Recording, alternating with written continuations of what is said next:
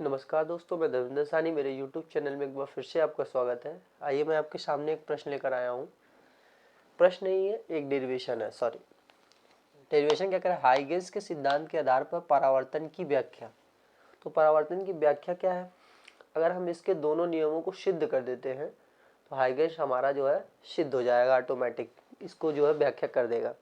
तो पहला नियम क्या होता है परावर्तन की? कि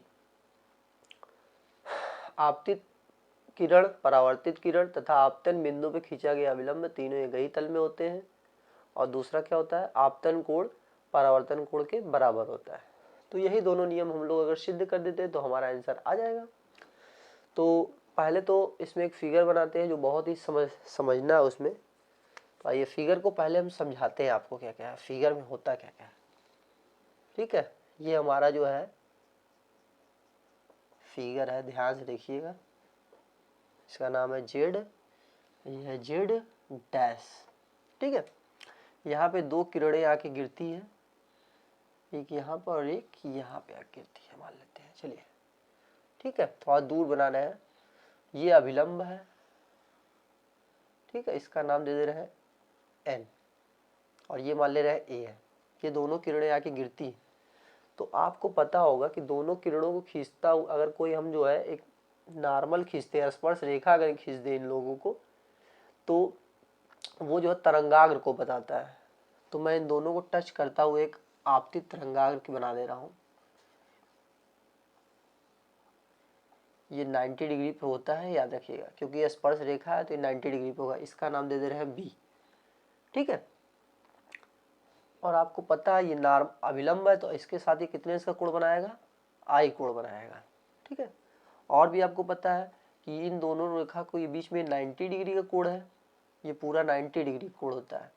तो ये आई है, अगर 90 में से ये पूरा घटा दे तो ये नहीं मिल जाएगा, तो वही लिखेंगे, ये 90 माइनस आई हो जाएगा। ठीक है, लेकिन हमको ये वाला कोण चाहिए। तो आपको पता है कि ये अभिलंब था ना, ये अभिलंब था, तो ये और इसके बीच में कितने इसका कोण बनेगा? 90 डिग्री। तो अगर हम इसमें से, इस पूरे में से इस वाले कोण को घटा दें, यानी ये वाला कोण घटा दें, तो हमें ये नहीं मिल जाएगा। तो जब हम 90 में से घटाएंगे ये वाला कोण 90 माइनस 9, तो 90 में से घटाएंगे तो ये माइनस है, सारा चिन्ह बदल देगा। तो ये 90 से 90 कट गया, यानी क्या हो गया? आई। यानी ये वाला कोण हमारा कितना मिल गया? आई मिल गया। ठीक है, याद रखिएगा, ये वाला कोण कितना है? आई है। उसी तरह यहाँ पे भी जो क्या है, एक परपेंडिकुलर होगा एन डैश, इसका नाम दे देते हैं ए डैश। ठीक है, अब ये देखिए टकरा कर जो है इधर जाएगी, तो अभी ये इधर जैसे ही जाती है, लेकिन ये तो अभी हवा में है, इसी मीडियम में, तो ये जब यहाँ पे पहुँचती है तब तक ये कुछ दूर तक चली जाती है। तो मान लेते हैं ये यहाँ पे ऐसे जाती है ये। ठीक है, तो जितने समय में ये यहाँ से यहाँ तक पहुँचेगा उतने समय में जो है ये जो है कुछ दूर तक ट्रेवल कर लेगा। कितना ट्रेवल करेगा? उसके लिए हम लोग क्या करेंगे, ये जितनी डिस्टेंस है इसको हम लोग यहाँ पे मार्क करेंगे। तो ये वाली डिस्टेंस लेकर हम यहाँ पे जो है गोला प्रकार से नोक रख के ऐसे क्रॉस कर लेंगे। तो मान लेते हैं यहाँ पे कहीं टच कर रहा है इसको। ठीक है, यहाँ पे बना लेते हैं, थोड़ा सा यहाँ पे टच कर रहा है मान लेते हैं। ठीक है, और इसको ऐसे मिला देते हैं। ध्यान दीजिएगा, ये नॉर्मल है थोड़ा सा,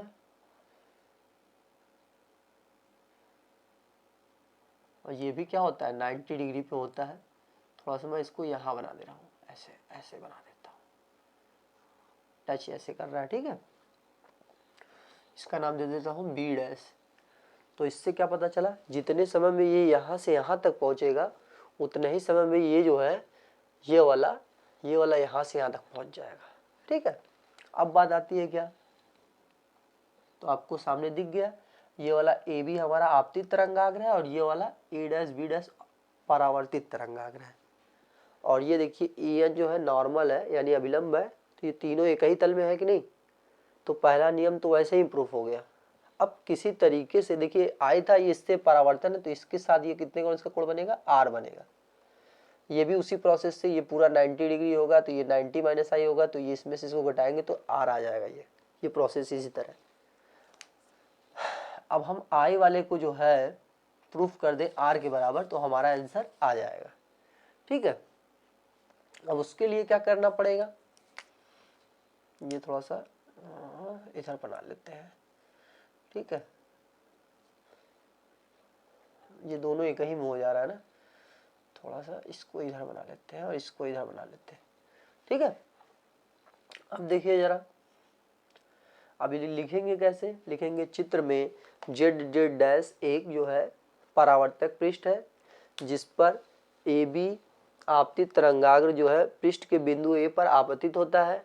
ठीक है, जैसे ही अभी ये पृष्ठ पर आपतित होता है तो बी जो है पॉइंट हवा में ही इसी मीडियम में रहता है। ठीक है, जैसे ये टकरा कर ये उसी मीडियम वापस जाता है तब ये जो है बी ए से ए डैश तक पहुंचता है। जितने समय में ये ए से बी डैश तक जाता है उतने समय में बी से ए डैश तक ये पहुंचता है। यानी यहाँ से यहाँ तक की जो दूरी होगी, यहाँ से यहाँ तक की जो दूरी होगी उसके बराबर होगी। तो हम इसको लिख लेते हैं, तो हमारा क्या हो जाएगा, बी ए डैश बराबर A B dash equal to क्या हो जाएगा, ये दूरी है और हम मान लेते हैं यहाँ से यहाँ तक टी समय लगा है उतने ही समय में ये यहाँ तक, अगर यहाँ पे टी समय लगता है और इस मीडियम में जो वेग कितना है वी है, तो ये दूरी हुआ है ना, तो दूरी बराबर क्या होता है, चाल गुणे समय। तो चाल यहाँ पे कितना है, वी है, और समय कितना है, टी है, तो चाल गुणे समय हो जाएगा। ठीक है, इसको इक्वेशन नंबर 1 बना लेते हैं। अब देखिए मैं ट्रायंगल ले रहा हूँ, देखिए 90 डिग्री है तो ये भी 90 डिग्री ही होगा, ये तो है। देखिए ये वाला ट्रायंगल में लेता हूँ,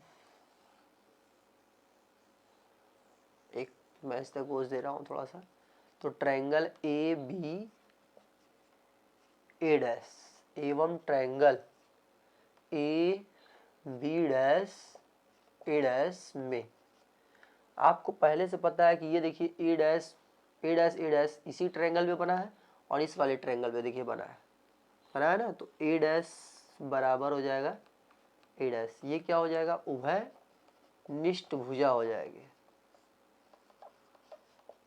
ठीक, ये हो गया, ये 90 है, ये भी क्या है 90 है, तो इसका नाम लिख लेते हैं angle A B A dash बराबर होगा angle A B dash A dash, प्रत्येक 90 अंश है। ठीक है, अब देखिए क्या है, 90 अंश हो गया। आपको पता है फिर यहाँ से यहाँ तक की जितनी दूरी होगी वो यहाँ से यहाँ तक के बराबर होगी, तो बी ए डैश बराबर क्या हो जाएगा, ए डैश नहीं सॉरी ए बी डैश के। तो ये तीन बातें मिल गई, क्या है, समीकरण 1 से लिख लेना। ठीक है, तो ये तीन बातें देखिए आपको मिल गई। जब तीन बातें इस तीन बातें के बराबर हो जाती है तो वो हमारा क्या होता है, ये त्रिभुज इस त्रिभुज के सर्वांशम हो जाता है।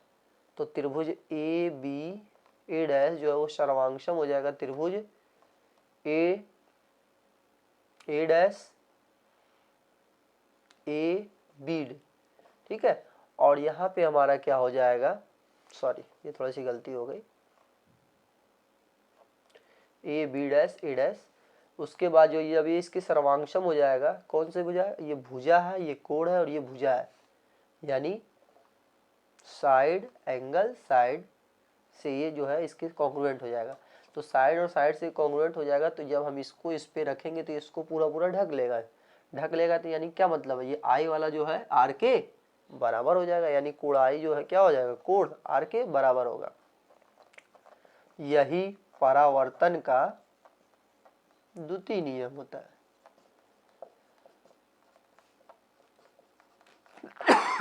द्वितीय नियम है ये, परावर्तन का हम लोगों ने द्वितीय नियम है। और पहला तो मैंने आपको बताया ही था कि आपतित तरंगाग्र ए बी, अपवर्तित परावर्तित तरंगाग्र ए डैश बी डैश और अभिलंब ए एन तीनों एक ही तल में है।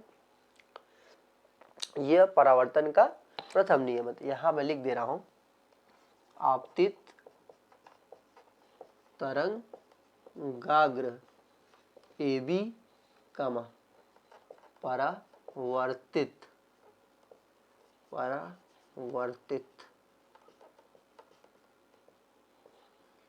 परावर्तित तरंगाग्र ए डैश बी डैश एवं अभिलंब एन तीनों एक ही